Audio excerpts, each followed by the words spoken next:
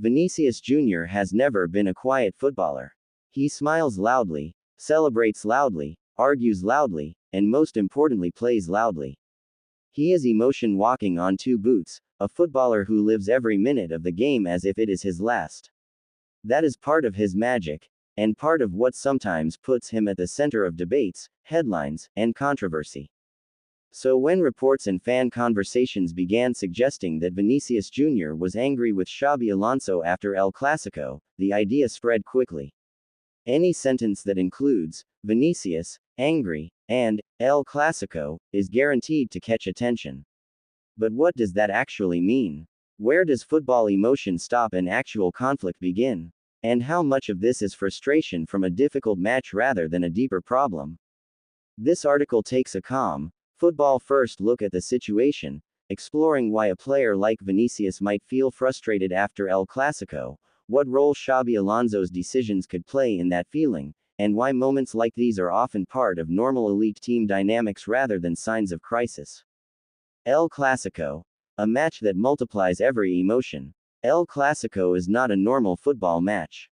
It is a rivalry, a stage, a global event, a pressure cooker.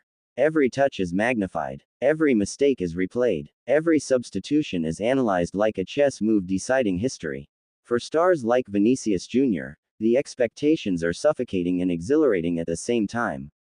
He is one of the faces of Real Madrid, one of the heirs to the Bernabeu, one of the players the world tunes in to see.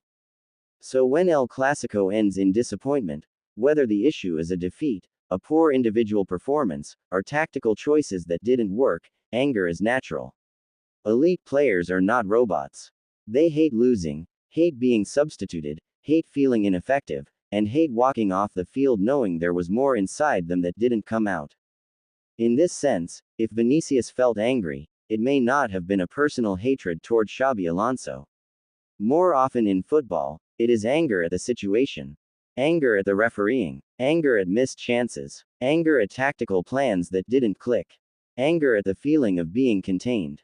Anger at oneself. But because Alonso is the manager, emotion often takes the shortest path toward him.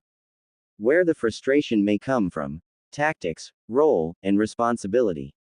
There are several sporting reasons why Vinícius Júnior could feel frustrated after a Clásico. 1. Tactical instructions that limited his freedom. Vinícius is at his best when he runs at defenders. He receives early ball to feed or into space. The team transitions fast. If the tactical plan focuses more on possession control, slower build-up, narrow structure, defensive discipline first, he can feel caged. When a winger whose nature is explosive and instinctive is asked to be more conservative or positional, frustration can arise even if the coach's plan is logical from a tactical standpoint. 2. Physical attention from Barcelona defenders. In every Clásico, Vinícius is kicked, pulled, blocked, and targeted. He lives in a zone of permanent contact. If he does not get protection or space, he sometimes interprets this as tactical isolation. I am alone out here. That feeling can quickly become anger. 3. Substitution decisions. If Alonso removed him, or delayed bringing extra support on his side, that often triggers visible emotion. Players of Vinícius's status do not like being taken off in big games, no matter how understandable the reason. 4. Responsibility pressure. Vinícius is aware that fans, media, and teammates look to him to decide big games. When he finishes El Clásico without scoring or heavily influencing the match, he often feels he has personally failed. That self-frustration can be mistaken for anger at the coach. What angry with Xabi Alonso usually means in elite football.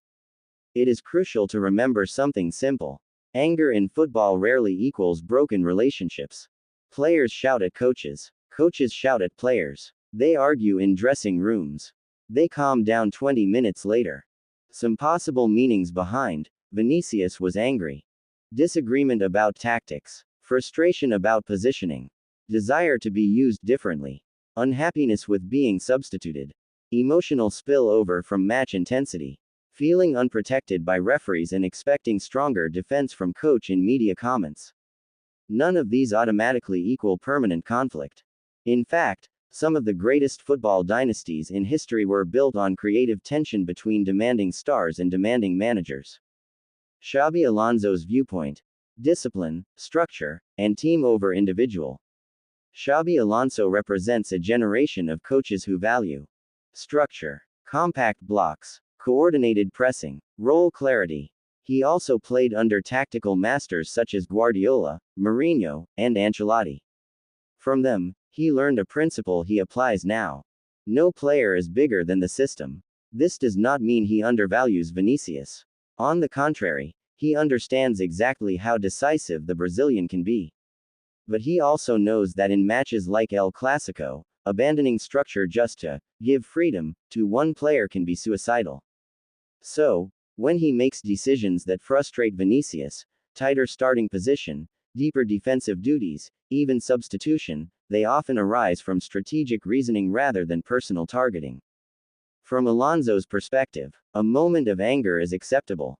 Discipline is non-negotiable. Conversation happens later. Focus returns to the team. The role of media and fan culture in amplifying emotions. A frown on the bench becomes a headline. A gesture becomes a crisis. A simple conversation becomes heated confrontation. Vinícius Jr.'s personality feeds this cycle because he is expressive. Cameras love him. Fans analyze his body language. That does not mean every emotional reaction equals a breakdown in relationship with his manager. Sometimes 2 seconds of visible frustration becomes hours of online speculation.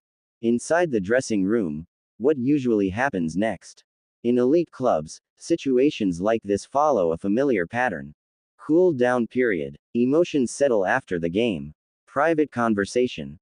Coach and player speak calmly about roles, expectations, and tactics. Training ground reset. Work resumes. Corrections made. Focus returns to next match. Public unity message. Even if disagreement existed, both present solidarity to the outside world. Given Vinícius's competitive nature and Alonso's calm, teacher-like personality, it is very likely that any frustration is processed through communication rather than conflict. Why moments like this may actually help Vinícius grow. Great players are shaped by friction. Every legendary forward experienced tactical restriction, clashes with coaches, emotional frustration, the need to adapt and expand their game. This is how they evolve from dribblers to leaders, from individualists to difference makers within a system. For Vinícius, Alonso's tactical demands may feel constraining now, but they can push him toward better decision making, increased defensive contribution, positional versatility, emotional maturity in high pressure games. So, is Vinícius Jr. angry with Xabi Alonso? If angry means emotional, frustrated by result, unhappy with some coaching choices, burning to win El Clásico, then yes, and that is perfectly normal at the elite level. If angry is meant to imply hatred, permanent conflict, broken relationship, refusal to work together, then there is no solid basis to claim that. Elite football is full of intense moments that look explosive but fade quickly into daily professional life. What matters is not whether emotion exists, it always does, but whether player and coach continue moving in the same direction. Conclusion. Passion dressed as anger. Vinícius Jr.'s career has always been powered by emotion. Without his fire, he would not be the player he is. After El Clásico, that fire may have burned hotter than usual, disappointment mixed with competitive rage. Xabi Alonso, meanwhile, is tasked with turning that fire into controlled energy within a collective structure. Between them lies not a crisis, but the eternal tension that defines elite football. Individuality versus system, emotion versus discipline, star versus structure. If handled well, and both have the personality and professionalism to do so, what looks like anger today may become fuel for future victories rather than the beginning of a rupture.